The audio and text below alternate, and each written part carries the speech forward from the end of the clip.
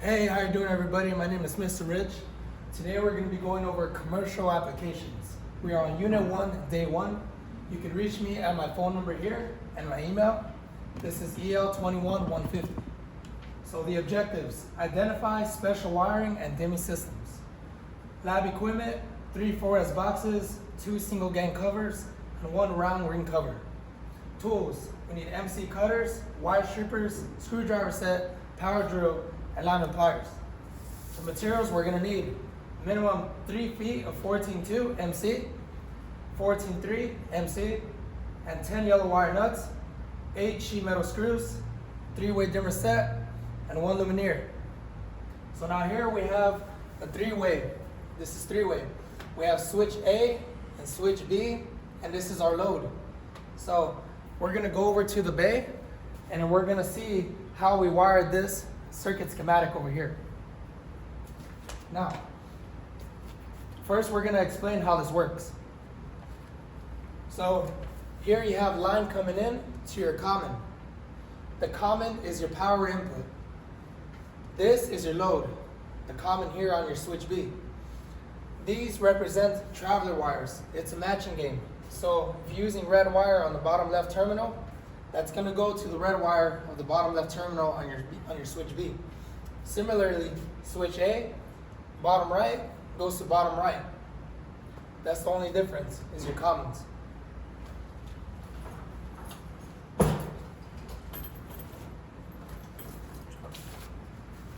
All right, so we're gonna head over to the bay right over here,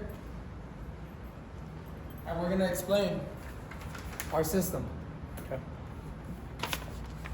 So here is a 240/120 volt system. So we have 1 circuit requiring 1 breaker. You got 2 phases feeding in from a single phase source. Now first off, line 1 coming in, this hot feeds in through this 14.2 MC cable. This is our switch A from the diagram. So that common is feeding in from this breaker here. So it's very important to note we have to use the proper connectors. Okay, so you have 2 types of set screw connectors. Use one for Romex and use one for MC. We have to use anti-short bushings every single time, or else we're running the risk of nicking the wire or stripping the wire, and that can lead to a ground fault short circuit. So you always have to use anti-shorts, red doubles. So first things first, this is our home run from the panel, our first device box here. From here, we're connecting to this switch B, okay? And it connects to 2 different places. So we have our 12-inch strap from the box, and that's very important to note. From the box, you have to have a 12-inch strap and another 4.5 feet within thereafter, okay? So these 2 cables are feeding into both the switch box here, okay, and then to the panel. So now from our switch B, the common terminal from this box here, 12-inch strap, running MC to our light fixture here. The idea is you can turn on this light, dim the light from either location. It can be upstairs, downstairs, it can be 2 different rooms, whatever the case may be. So we're gonna demonstrate the 3-way switches by energizing the panel through the disconnect, right? So first things first, you need a disconnect. So this disconnect, switching it on, will energize that panel as we have an indicator light here. So now I'm gonna turn on the breaker, and what we expect is the light to turn on here.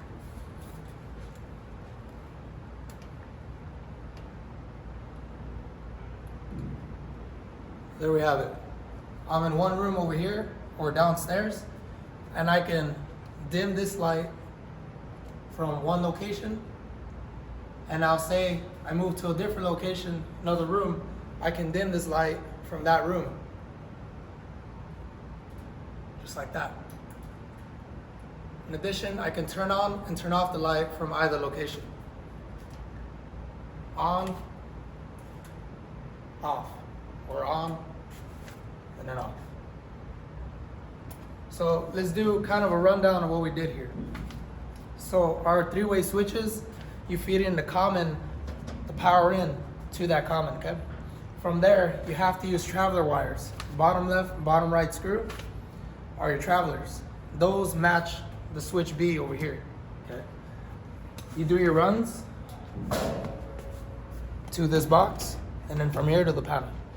So now, grounding. It's very important, you have to ground. You have to ground your devices, you have to ground your boxes, and you have to ground to the main terminal bar here. Okay. In addition to that, since we're using a mounting bracket for S box there, you have to ground that box as well.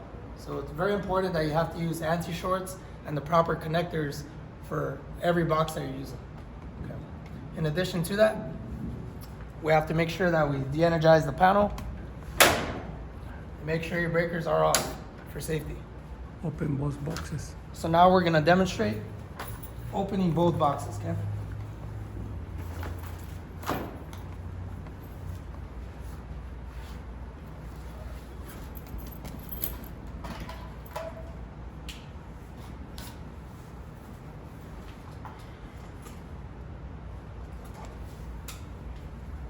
All right, now that it's off, I'm not gonna count on the disconnect, ensuring that it's live, okay? I'm always gonna have another means of measuring the voltage, because sometimes disconnects break, okay? So I'm gonna use my non-contact voltage tester. It's cold, so I'm safe to work on this panel.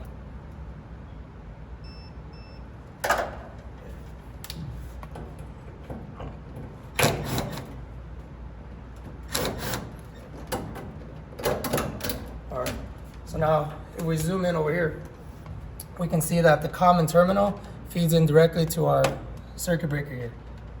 That's your common. Now your traveler wires are gonna be these here. These are your travelers. Now neutrals tie in with neutrals, and then grounds tie with ground. Okay. So now it's very important to note as well, the rule of thumb is NEC does require you to have 6 inches from the box, or some people like to use the thumb, just like this. So that extra slack allows for the next person to not have trouble doing maintenance, or if you have to strip again and cut away at the wire. Okay. So now, going to the switch B. So we follow this, we have our zip tie here, and now we're here.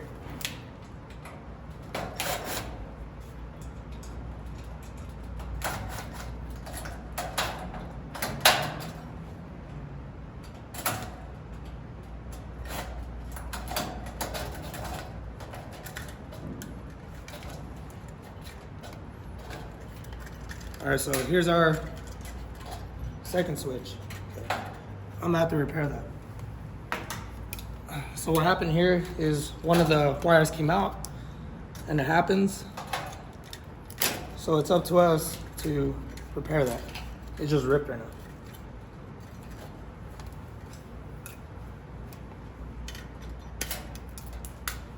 now. All right, so there you go. Rule of thumb, just like that. You have about at least 6 inches of wire coming out.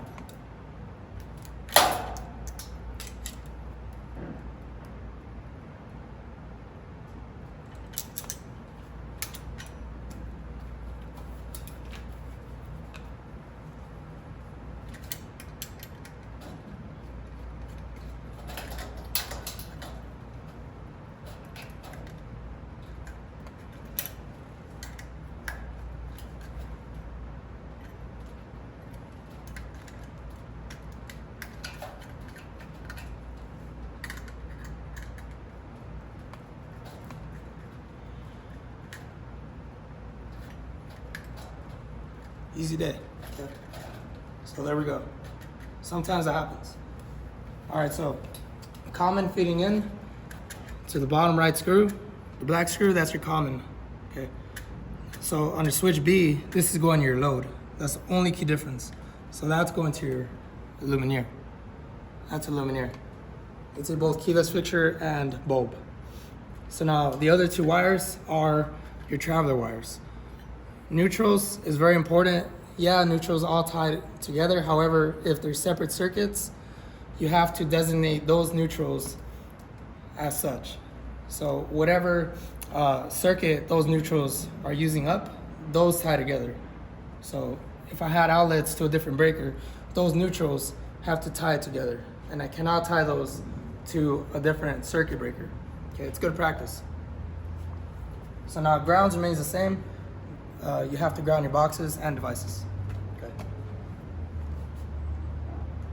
All right. So now we're gonna Talk about the tools. head back to the diagram, and we're gonna re-explain how the three-way switches work.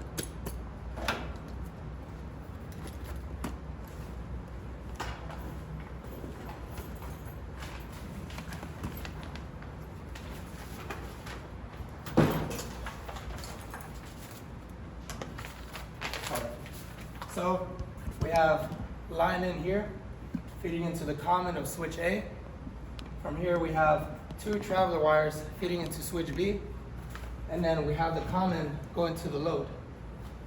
Now the order in which you work is always going to be ground, neutral, hot. We work in that order.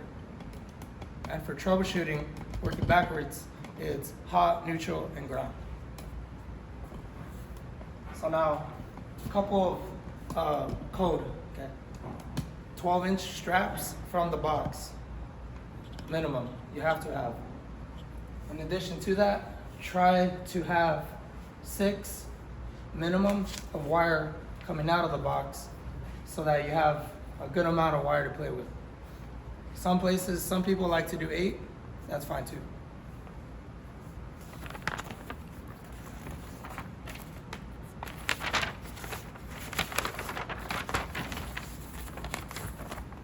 So now, we have line coming in, first device box here. This is a switch box. The common takes the hot from the source. In addition, your 2 traveler wires are feeding into this switch box right over here. From there, that common feeds into the luminaire.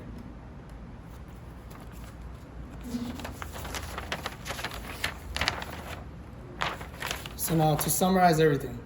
Today, we went over special wiring and dimming systems and their components. In addition to that, we have the lab equipment here. So you need at least the 4S boxes and then the covers. Now the project board is if you want to work on the board, which is fine too. But if you want to utilize bays, you can go ahead and use the bays. So you don't need these first 2 here. Now the required tools. MC cutters, those are very nice. However, there is a method to cut MC, and most of you, I'm confident you already know how to do that method. Now you need wire strippers, Lyman pliers, power drill, and of course your flathead, Phillips, and Robertsons. Materials. Materials, 14.2, 14.3. 14.3 connects the 2 dimmers. 14.2 runs from the source and then to the load. Now you need wire nuts. Make sure you have those metal screws, and then you have your luminaire and your 3-way switch set. All right, thanks for tuning in. That's 3-way switches. Hope that you took something from this, and I'll see you next time.